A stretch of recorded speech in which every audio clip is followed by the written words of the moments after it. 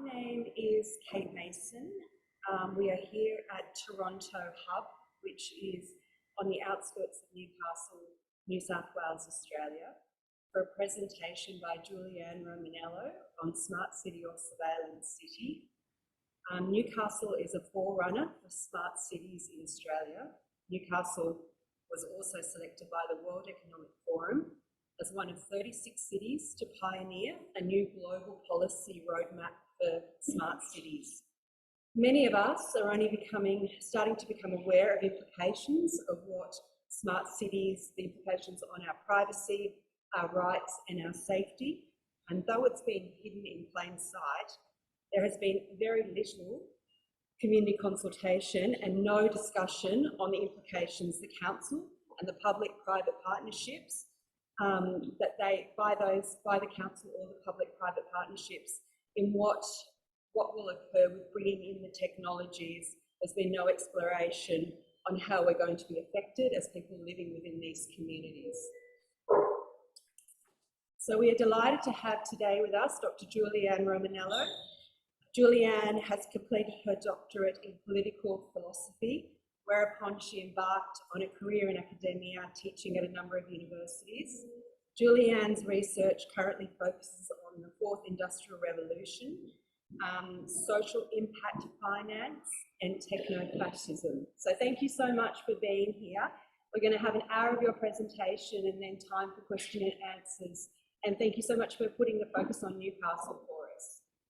Oh, you're welcome. It's really a pleasure to do this, to use one of the phrases of the resetters. We really are all in this together. So what happens in Tulsa, Oklahoma, where I'm from, which is a mid-sized city about the size of Newcastle in the heartland of the US, is almost exactly similar to what's happening in Newcastle, Australia, and in cities all over. So what I found is that there are patterns and playbooks and toolkits that are used over and over again. We're not dealing with very creative people.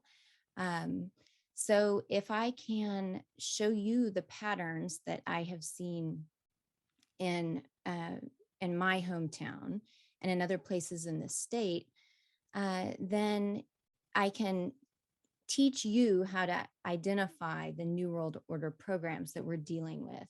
And this is actually a sort of fun test for me to see how those patterns translate. So, I have done a sort of crash course in Newcastle, Australia in the past week or so. And, we'll see if I have a good idea about what's really going on. I think I do, but, you all can help fill in any gaps that I've left or correct anything in the question and answer. And that will help me to, improve this type of presentation. So it really is a gift to me that you all are allowing me to give this talk and look at your city. And it looks like a beautiful place to be. And I hope that the resetters don't ruin it. So let me make sure that I have my screen share on, because I'll use some slides just to help flesh things out. So like I said, well, first of all, let me say that Kate has done some wonderful work in pulling up the documents that support the Smart City Initiative in Newcastle. It's a wonderful document. It's textbook, reset, and I think I'm really looking forward to the last part of the talk when we go through what is a terrifying plan for your city when I look at it. But before getting into that, I'd like to just go over, a general idea of what's happening. Probably because you all are at this meeting, you have a good idea of what's happening. But there is not so much focus that I've heard in people who do this kind of work on the corporate and economic transformation that's going on. So that's one area that I have focused on. It's the transition to inclusive capitalism, and that is the new international economy. And, I have in this slide, it's related to the fourth industrial revolution. It's related to Agenda 21, stakeholder capitalism, which was a theory about corporate change that was written by Klaus Schwab. And I have, some graphics of the UN SDG goals down there. So it's all related. The Build Back Better, it's going on here in the States, it's going on in Europe, it's going on in all of the Five Eyes nations. And those are, that's a catch-all term for Canada, the US, Australia, New Zealand, former British colonies. So we're really tracking on the same path. Okay, I put this slide in just because I think it's good to look at the historical documents and have evidence of, some of the claims that we make. And this is a document from 1974. It's the United Nations Resolution on a Program of Action on the Establishment of a New International Economic Order. And, as I was looking into what was going on in Australia, it looks like your country has been much more welcoming of the United Nations and the aspirations that it had in terms of those, goals for making a more equitable economy. It seems like you guys got on board with it sooner than we have here, although it's entrenched here in every state, every institution that we have. But we've been in denial about it. So I don't know how the sentiment is in Australia, if there is a sort of different attitude about this new international economic order. That'll be interesting to talk about. But in any event, here's the document. It says that we're going to have a new international economic order, and we're basically going to transfer the resources of the developed world to the developing world. And when you read it, it sounds like this is really a program to help people who are, still at a sort of, at a developing economy. That's the word that they use. But mainly it's about sending money to the Southern Hemisphere nations, with the exception, of course, of Australia. And so then I have a document here where this is from 2012, where they're reiterating this program of moving to a new international economic order. And that is, we can just call it the New World Order. That's my favorite. So what smart cities are about is they are the mechanism by which you enforce this new world economic order, okay? And corporations are too. But what we'll sort of focus on in this first part is just how the Great Reset, which is, coming out of the World Economic Forum, it is accelerating the transition to the new international economy. So a lot of people look at health and, the mandates that went on.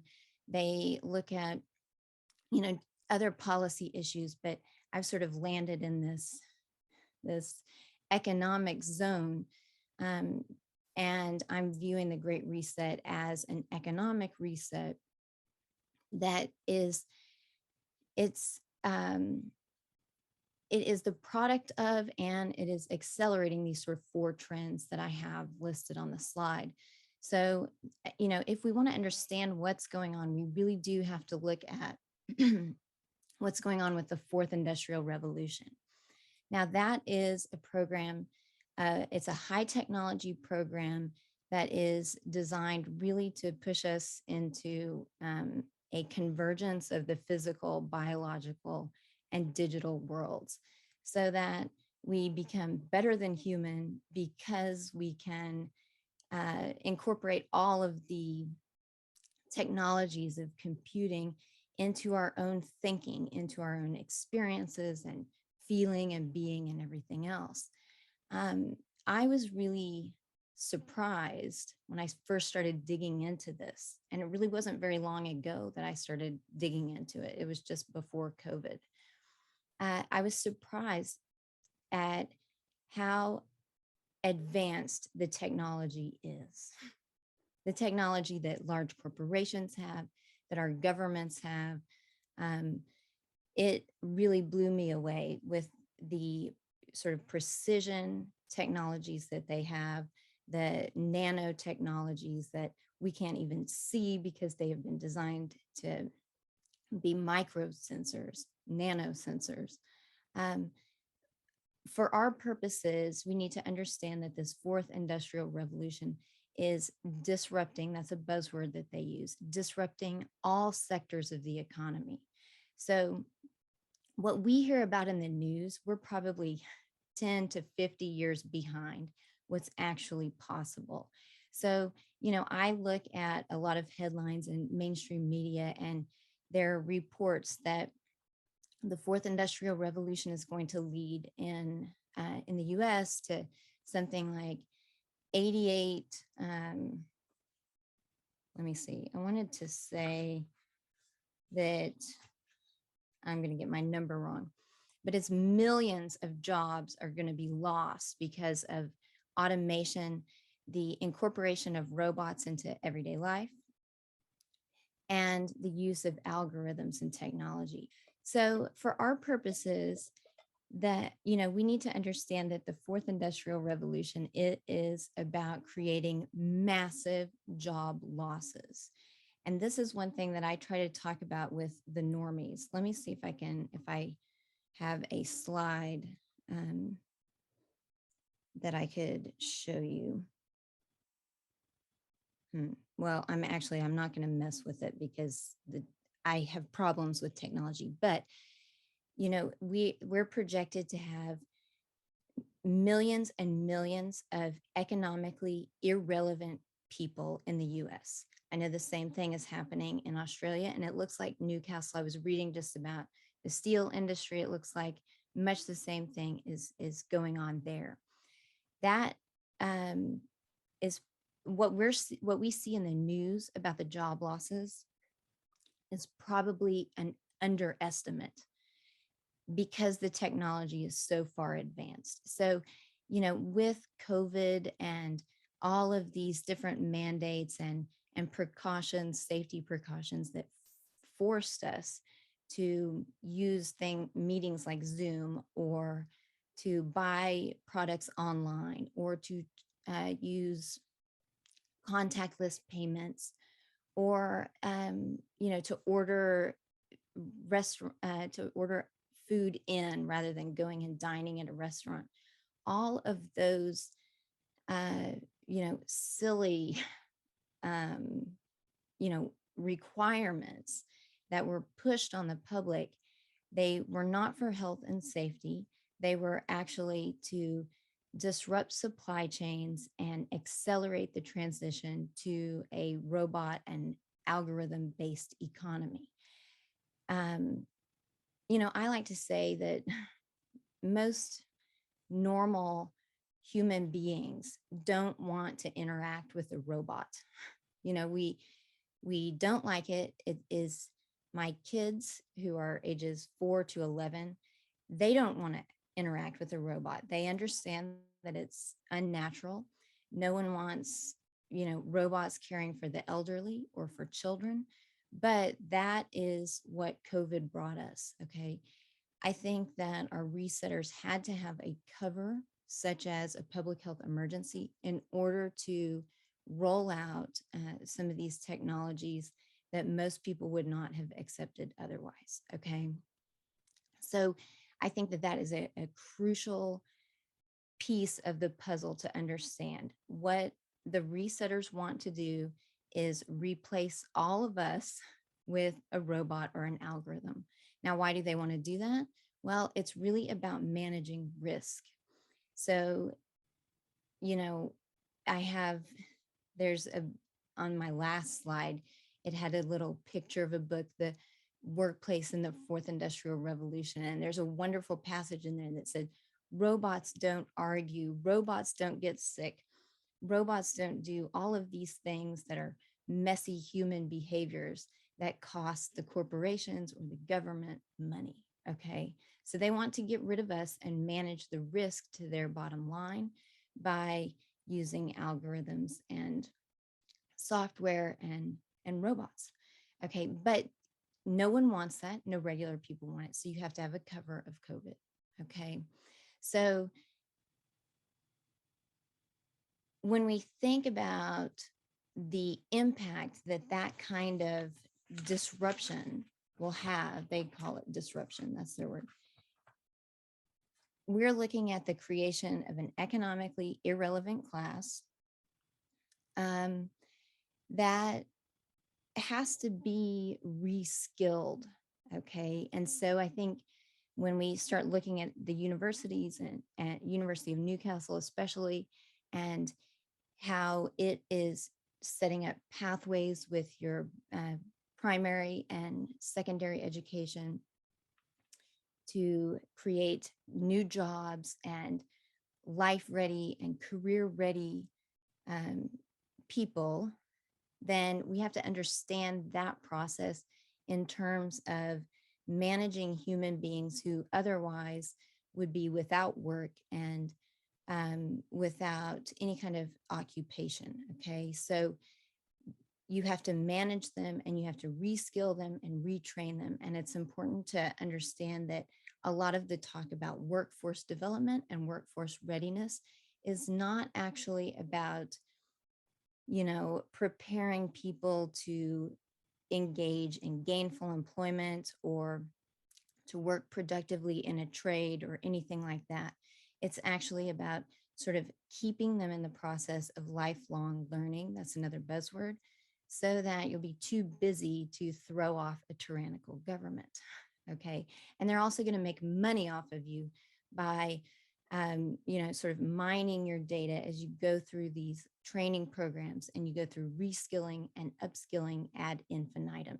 So if we think about the purchasing power and the investing power of people who have been out of work for, you know, 2 years with COVID and then going on into the future, you know, we have no economic value really to them. I mean, I like to think, you know, well, I like to tell people that where we spend our money doesn't exactly matter here in the States because the corporations are so powerful. They actually don't want our money anymore. But if they did, then we wouldn't have any after all of this. So their task, the resetter's task, is to extract value from us. And how are they going to do that? It's by pumping you and especially your children through an upskilling or reskilling pipeline to the workforce. And it's going to be a managed economy workforce where only certain sectors of industry are promoted by the city, by the corporations that are there, and by the governments and billionaires that are funding this thing. Okay. So you have an economically irrelevant class. How do you justify keeping them alive? And that's really how brutal these people are. You're going to do it by pumping them through this educational pathway and mining their data as much as you can. Okay. Another part of the last couple of years, where are we at? We're at a situation in which zero trust is the new certification that everyone wants. What that means is that as we move to a connected world, a life that is mediated digitally, we're always on our devices. You know, we're talking to people, you know, through apps and things like that. Let's see. And we're, excuse me. And we're seeing this convergence of man and machine, really. How do we keep things secure? Because as we move to the cyber world, attacks on critical infrastructure or, you know, just the systems that people use every day, those attacks can come from anywhere because we're a globally connected world. Okay, so just to pick up on our second point of what we're going through right now. First is we're dealing with the disruption and automation. Second is that we're moving to a world that wants to have a zero trust framework when it applies to verifying your credentials to access anything. Okay. We don't want to trust your word or anyone else's word about who you are. And if you claim to be able to access a place, we really want to uh, forego the trust that we might have, just sort of as a human sentiment. And we want to say, no, you have to prove it to me. Prove who you are. All of our all of our purchases are being made online. All of our, healthcare is being done through telemedicine. In that situation, which is prone to cybersecurity threats and risks, we're seeing the narrative developed that you must be able to prove beyond the shadow of a doubt, so beyond trust, who you are, and that you have legitimate access to whatever it is that you're trying to engage in. So, it's sort of like a military checkpoint, right? Um, if you want to go into some place, you have to show your credentials, show your papers, right? Well, that is the mentality that we're moving toward, but it's all going to be digital credentials. And here in Oklahoma, where I am, we have apps for digital driver's licenses. I know in Australia you have a company Trust Grid that is basically an e-wallet that will hold all of your credentials, whether they are medical records, employment, documents or certifications that are relevant to employment. Say you completed a training or have a degree in some area, or they might have to do with, let's see, your enrollment in a gym or your enrollment in childcare or something like this. In this digitally connected fourth industrial revolution world, we want those to be portable and to have security certificates that are of the highest caliber. Okay, so we're moving to digital identity on blockchain. Blockchain is a distributed ledger technology, and I think you guys are really at the forefront of implementing it. It's the technology that Bitcoin was based on, and it is basically, you know, it's basically a series of nodes that record information in a distributed way. And in order to change any information on one of those nodes, you have to have all partners agree to it. So it's supposed to be unhackable and permanent. It's a permanent ledger of your life. Well, that technology made the resetters so excited because they thought, here we can verify every single human transaction that there is. It's all going to be recorded on this blockchain, which is, just think of it as a ledger of your life. And, with the capacity for quantum computing and data storage that we have now, these resetters have decided that you can have these digital copies of every human being out there. And it's called your digital twin. You can have a digital twin of a city. You can have a digital twin of anything. And what that digital twin is it is a virtual record of everything that you've ever done, right? And you think, well, okay, my driver's license, my appointment with a chiropractor, oh well, who cares?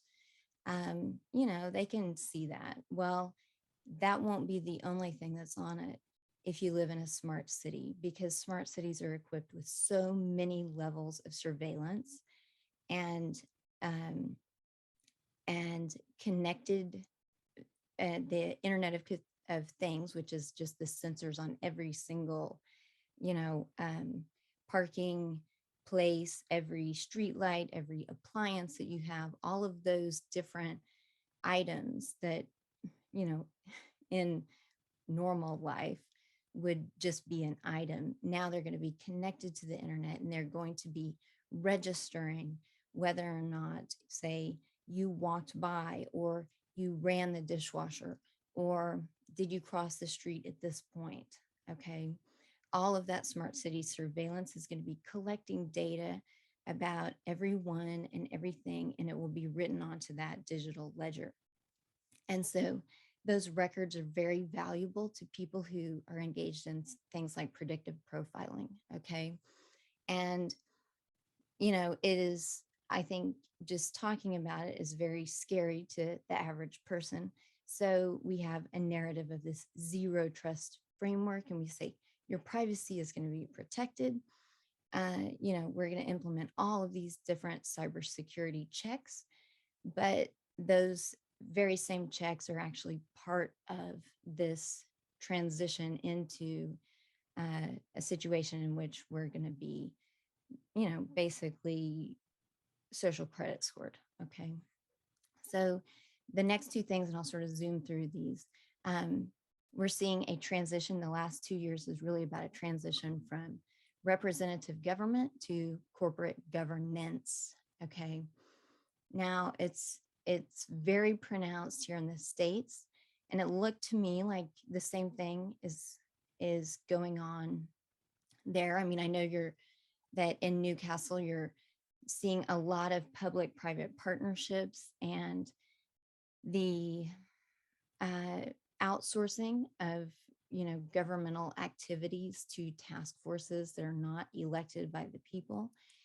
Here, it's everything. In the city where I am, we have economic development councils, we have councils of government, we have, uh, did I say task forces, councils, think tanks, focus groups, all of those experts who have been appointed by civic leaders and, you know, and also elected officials. Those groups are taking over the duties that were normally under the purview of an elected and accountable government. Okay, now we could probably argue about how accountable the government is, but at least on paper, it's set up to be responsive to the people who vote and reside in the places that are under the authority of that government. Now we're seeing the move, and this has been a long time coming, but we're seeing the move toward these stakeholder councils and things like that. Another really important way that COVID, and I like to call it the Coronapocalypse. Another way that that plays in is that at least here in the States, we saw, and there's all sorts of propaganda that supports this point. We saw the government look totally incapable, and this is sort of for the normies out there who believe the mainstream narrative. Okay. We saw the government look like it was incapable of taking care of things like creating a stinger, you know what I'm talking about. Whereas the private sector was very efficient in coming up with this stinger in record time. So there, you'll see all sorts of propaganda if you start to look that is about trust, public trust. And so we're seeing here a barrage of propaganda that says trust in public institutions is failing. Trust in, oh, there was another one, it's not government, but anyway, you'll see that there is discussion about the failings of government and how the private sector was able to come up with solutions that the public sector was unable to formulate. So we have the Edelman's Trust Barometer. It comes out of the UK, and the resetters really pay attention to this. And I have a slide, I think, that where I show it. It says businesses and employers are the only institutions that people trust nowadays. And so it's reinforcing this idea of moving toward corporate governance rather than representative government. And of course, the end trajectory of all of this is the total and complete privatization of government. So we'll all live in a sort of company town. And at least here, we saw that the corporations and businesses and employers and schools were the main enforcers of mandates. Okay, it wasn't the government, because there wasn't a law that said you had to have a mask on or that you had to take the stinger, that you had private businesses acting as enforcers upon citizens. So that is a long-term goal of the resetters, is to destroy popularly elected and accountable governments. Another important thing, or a prong of that, I should say, is that the destruction, the controlled demolition of the economy, it had the effect of starving governments and public bodies of the revenues that they need to pay for entitlement programs. So your Medicare or Social Security or any kinds of benefits, social service benefits that the government is obliged by law to provide, it now does not have the revenue to cover the costs of those programs.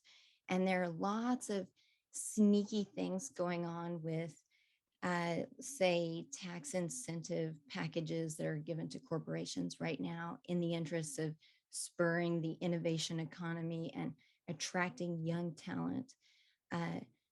Those kinds of innovations, and then also some different negotiations with indigenous people and here Native Americans regarding their tribal sovereignty. All of those, all of those strategies are designed to starve governments of revenue so that they will have to rely on private sector funding, so corporate funding, to make up for the gaps.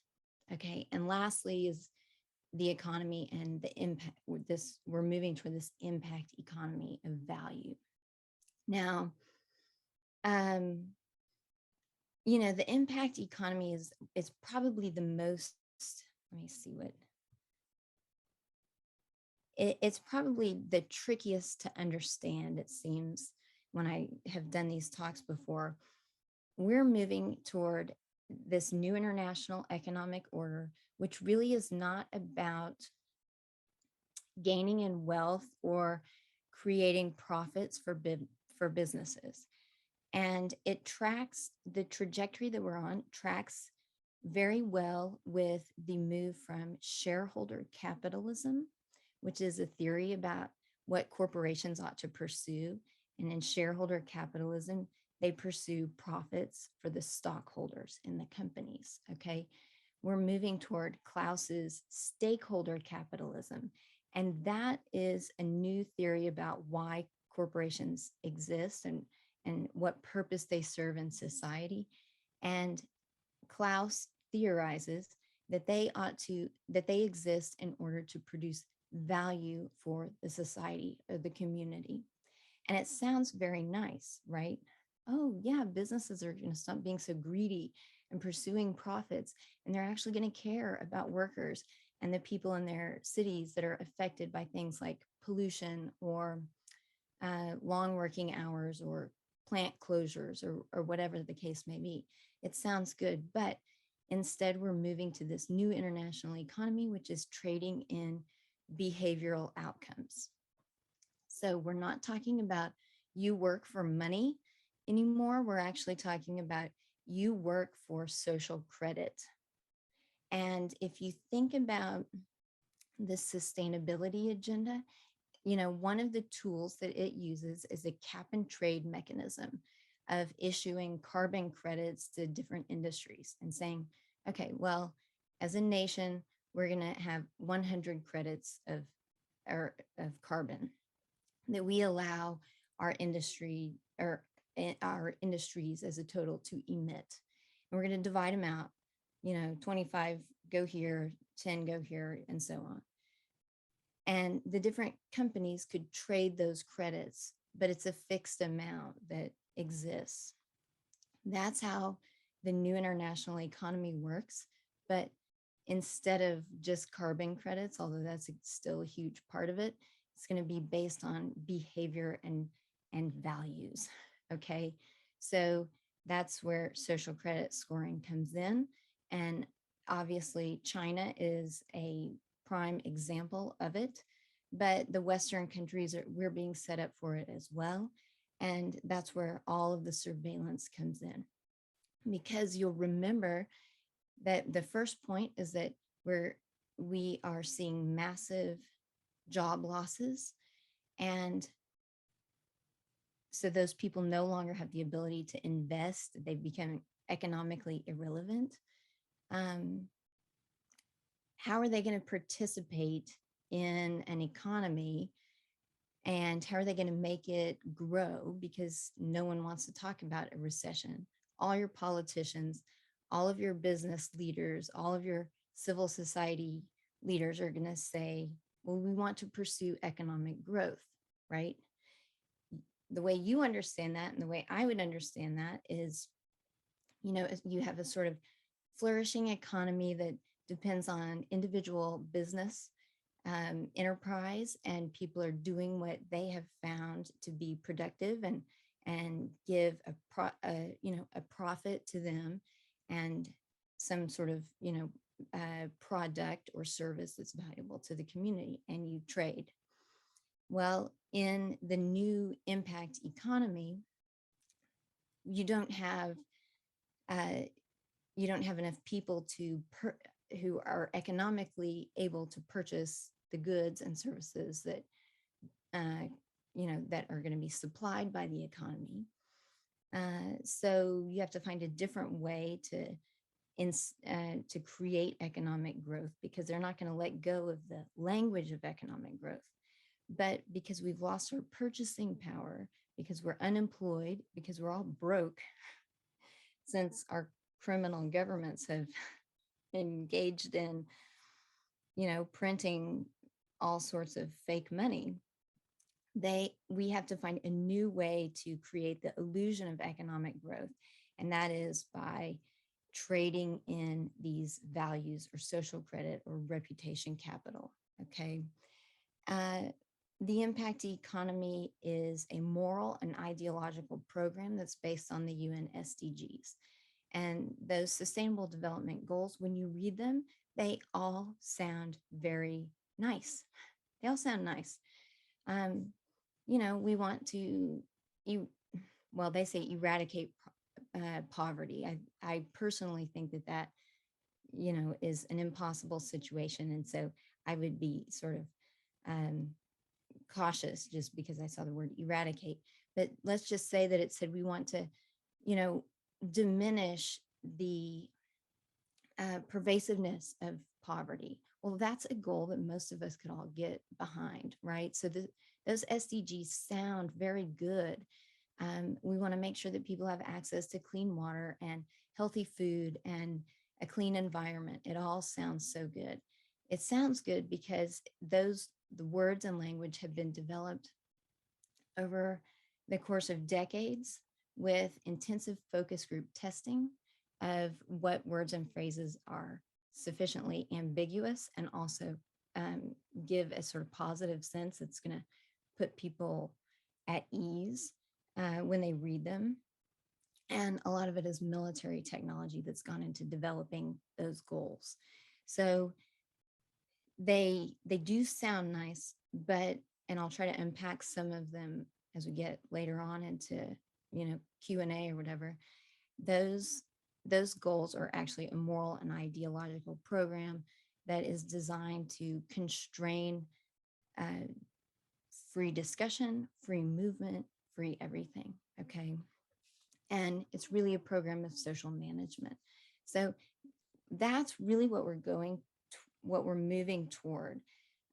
This major surveillance state that's going to track your behavior and it's going to track your attitudes, and it's going to nudge you through technology to, um, to adopt certain behaviors that maybe you wouldn't have done if you were left to make a free choice over it. Okay. Oh, whoops. Okay, so inclusive capitalism, this is the American version. I'm sure that there's one for the US, the purple slide. That's the World Council for Inclusive Capitalism. And, that what are they promoting? Equitable outcomes. That means they want to level off all resources that people have, whether those resources are skills and credentials, or whether it is property or anything else. Fairness across generations, that just means that they want to track and trace one, generation to the next. And it goes on. You'll see we have the framework for inclusive capitalism. For us, it's a new compact among businesses, government, and American workers, and that is really supposed to replace the rights that are outlined in the Bill of Rights. Okay, so inclusive capitalism is really about impact investing. And this is, let's see what, it is a new financial model, a new system of financing that goes along with that new international economic order, in which you have investors that are looking to generate positive, measurable social and environmental impact alongside a financial return. What that means is that investors, large corporate investors, and say philanthropists and private equity firms, hedge funds, they are all they have figured out a way to incentivize compliance with the UN SDGs. And that is in order to manage the risks to their New World Order system. Okay. In other words, it's to ensure that human beings don't have the understanding, wherewithal, or resources to oppose the 4IR or the massive globalization that is occurring, and also the loss of our rights and freedoms. Okay, so the impact, if I want to pull the fancy clothing off of it and say what it really is, that's what it is. It's a program of control that is designed to look like businesses are promoting the social good. Okay, but how do they describe it? They're these investments in positive social outcomes that are aligned with the UN SDGs. It is a model of investing that assumes that mitigating risks, and those are things like environmental risk, the risk of climate change, and the potential of natural disasters, or mitigating inequality in society, which will lessen the chance that we'll have civil unrest. All of those kinds of risks are tied, they think, to long-term costs. So if you mitigate those risks, that is, you prevent them from actually being realized, then you, on their argument, you will have long-term savings that will benefit the entire economy. Okay, so they're justifying a preventative liability management program on the potential of future cost offset. Okay, and so basically it's a pattern of control. We're going to control every potential risk so that we can make sure that we're going to have the prospects for long-term economic growth sometime down the road. And the more I've gotten into it, the more I think that that is just a sham argument. I don't even think that they believe it, but that's what's being sold to all the corporations. And even though maybe some of you in the room, you're not exactly concerned with, how financial investing is evolving, let me tell you that it touches all of us, because these impact investors, and these are ultra wealthy financiers, okay, developed in the UK, the US, and Australia. It's the Anglo-Saxon world that came up with this mechanism of impact investing. Um, they have figured out a way to make sure that the pensioners' funds are committed to sustainable investing as impact investing. So in California, which is its economy is it's the size of the rest of the United States. Okay, their teacher retirement funds were targeted by these big bankers who have convinced the managers and directors and executives of those funds only to invest in uh, in companies and sectors and industries and any kind of business whatsoever if that business can prove its commitment to the UN SDGs.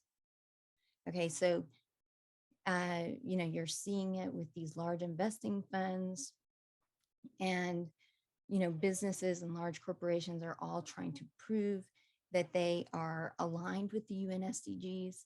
And what it is a sort of top-down management of the distribution of financial capital. So if you walk into a bank, I mean, was it Australia?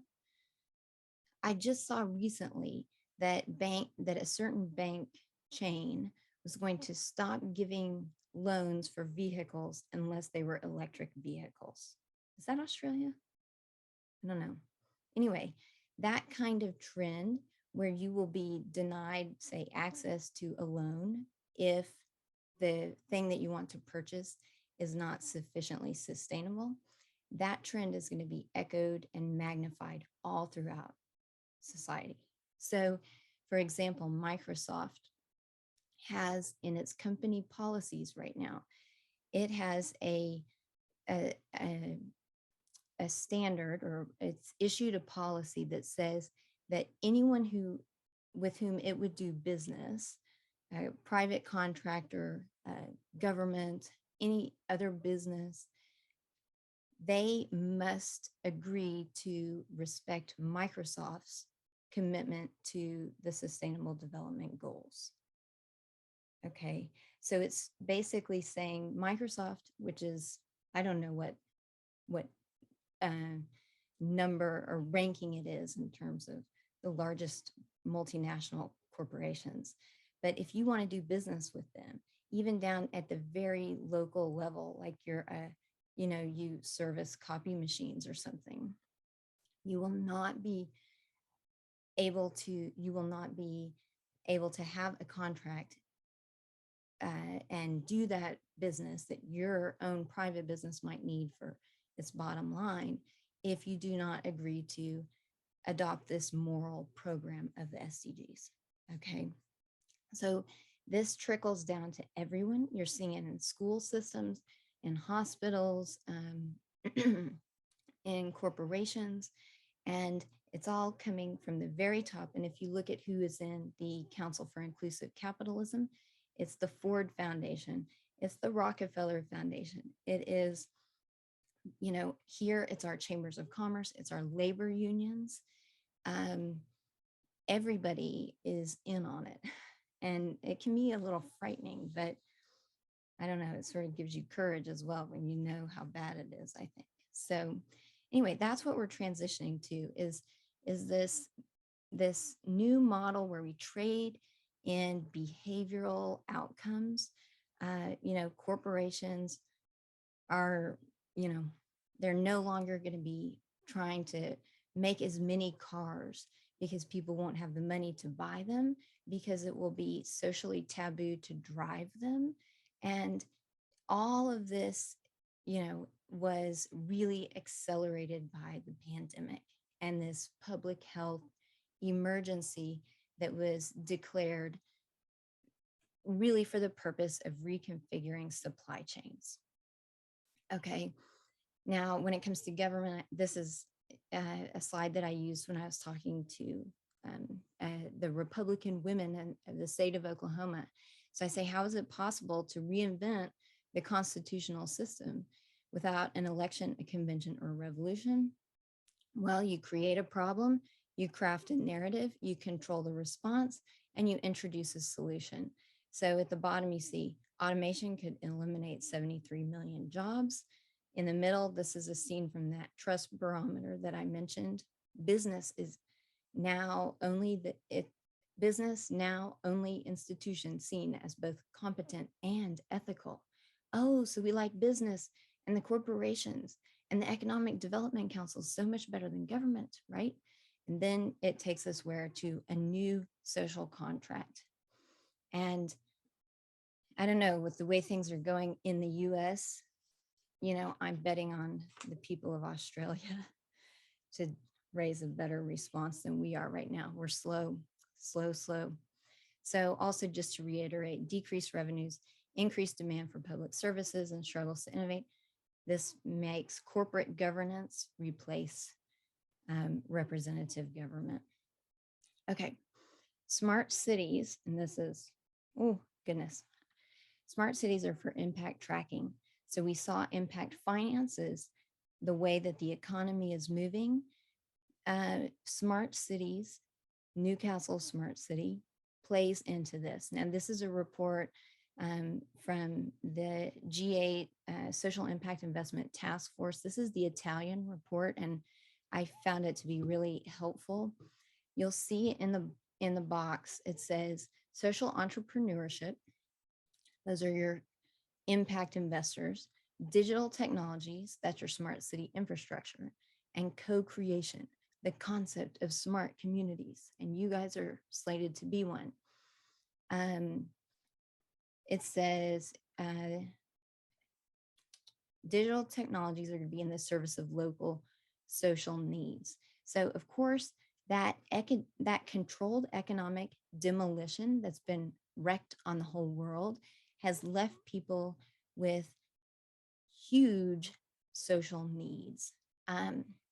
Kate did a wonderful video about the real cost, like the mental health toll that the past 2 years have taken on people.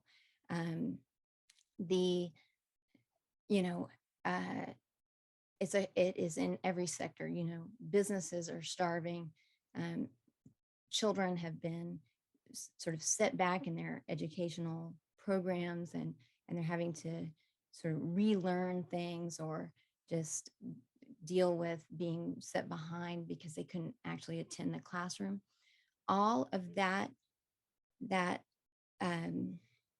demolition of our established institutions and systems, it was created to cause a greater social needs among the public, greater demand for public services, because you have people who are hurt, who are suffering, who have been, I say, victims of war crimes from our governments and the corporations and bankers that are behind it. Okay, so we have many more social needs now, and the Smart City program and the Impact Investing program wants to meet those needs, track them, trace them, and eventually monetize them. That is to make them a source of profit. Okay. So, these digital technologies can help to determine if someone's made the right decision, if they have followed some prescription for behavior that was given to them by a school counselor or a court or something like that. Okay, so what a smart city is for is not just making sure that traffic runs smoothly. It's actually for measuring and managing these behavioral outcomes and making sure that all resources are tracked and traced so that they can be equitably distributed. And that is supposed to, they argue, lessen the risk of things that might undermine economic growth.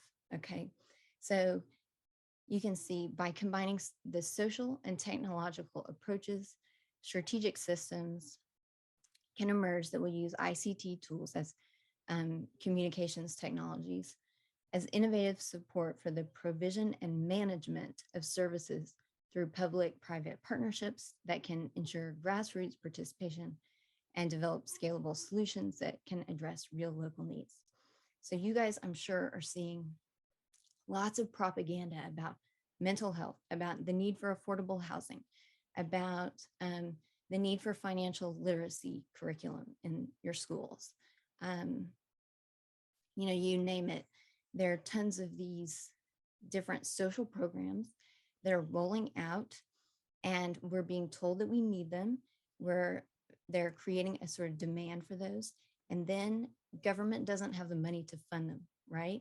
So we're going to have the private sector step in and say, we will fund it, or we will administer that program, and we will make sure that it's working by tracking and tracing you. Okay, and it's not just tracking and tracing in a way that you're aware of.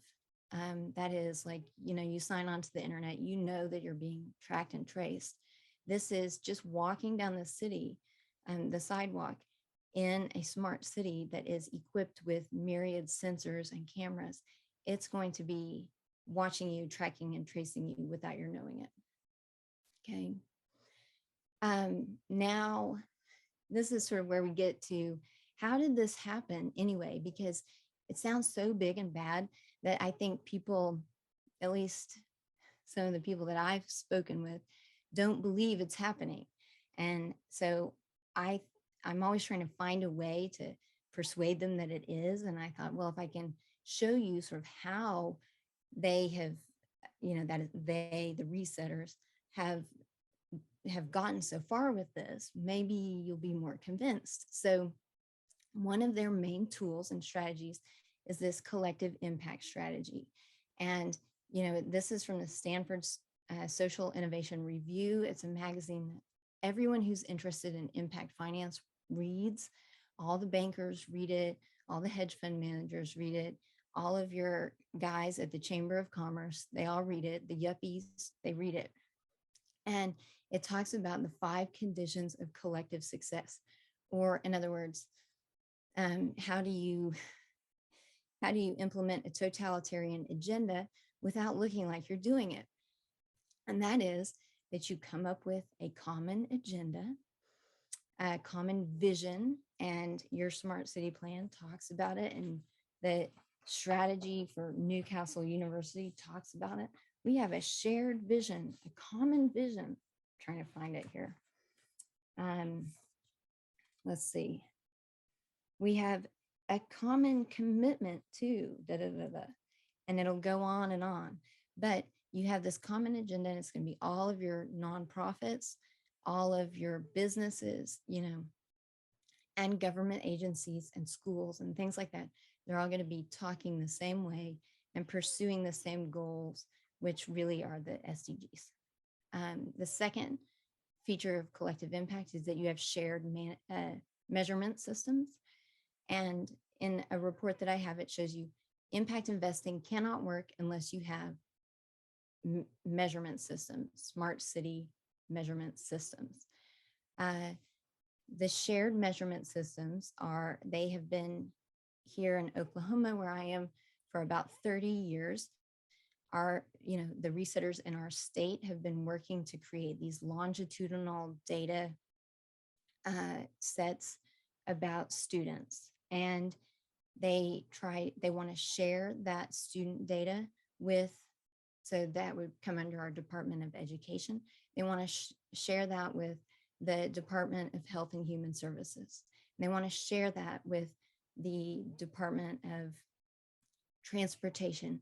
And you see all of these different data sharing agreements that are being signed and put into place even in law. And it's part of this collective impact strategy, so that everyone is getting a piece of the data, which is so valuable in the new impact economy. They want data, data, data. Why? Predictive risk profiling, and then intervention and management. Okay. The third of these collective impact conditions is mutually reinforcing activities. So you have a United Way that is doing some kind of a drive to help, kids in need. Well, they're going to sort of work with other partners. So if you look on any website for, your corporations, your NGOs, nonprofits, or faith-based organizations or government, everyone's got multiple partners and they're all sort of pursuing these goals in common together. And it sounds nice to us. Oh yeah, they're cooperating, but really they're doing it to share data, to get control over people and control their thinking and promote this New World Order agenda. Fourth, continuous communication. That is through meetings, and, checking in on apps and doing things in real time and just making sure that there's a constant need to be engaged and checking your phone and doing these things. So it really creates a sort of feeling of like belonging and an attachment there. And then you have to have a backbone support organization.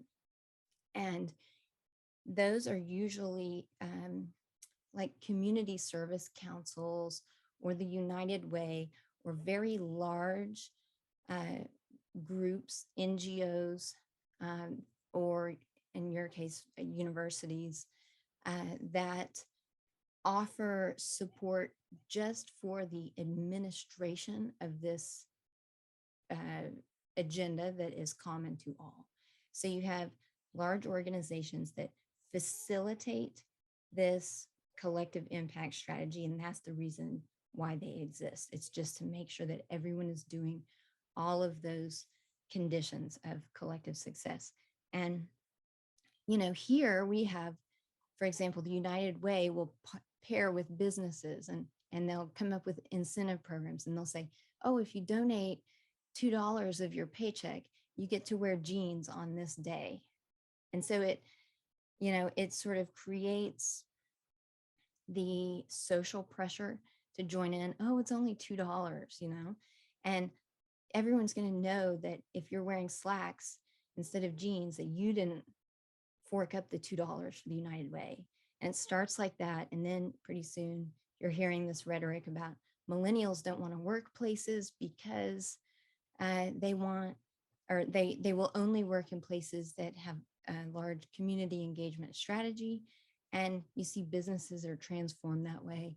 And, leadership institutes play a huge role in this. And it's sort of like crony capitalism and putting the right people in these positions to do the dirty work. Okay. The next one, and then we'll sort of skip, I'll try to wrap this up in about 5 minutes, and then we can get a question and answer and talk about the Smart City Plan. But the second strategy that has made this program work is the anchor institution strategy. And it was developed by think tanks. Let's see, the Brookings Institution, that's located here in the States, Center for Community Wealth Building, Policy Link, US Federal Reserve. I have Griffith University, which is an Australian university. You guys know that. And like Pro Bono Australia. These different think tanks and organizations are promoting what's called the anchor institution strategy. And that is that you take an institution like a hospital or a university that most people have some trust in. Okay, trust management is very crucial to this agenda. And you really involve or incorporate or co-opt that institution into being a driving force of this agenda. So You make sure that you hire teachers or doctors or administrators that have been sort of groomed or trained in the language of the common vision that's being pursued. And that is your New World Order or Newcastle 2030 agenda. And you get them in leadership positions in those institutions.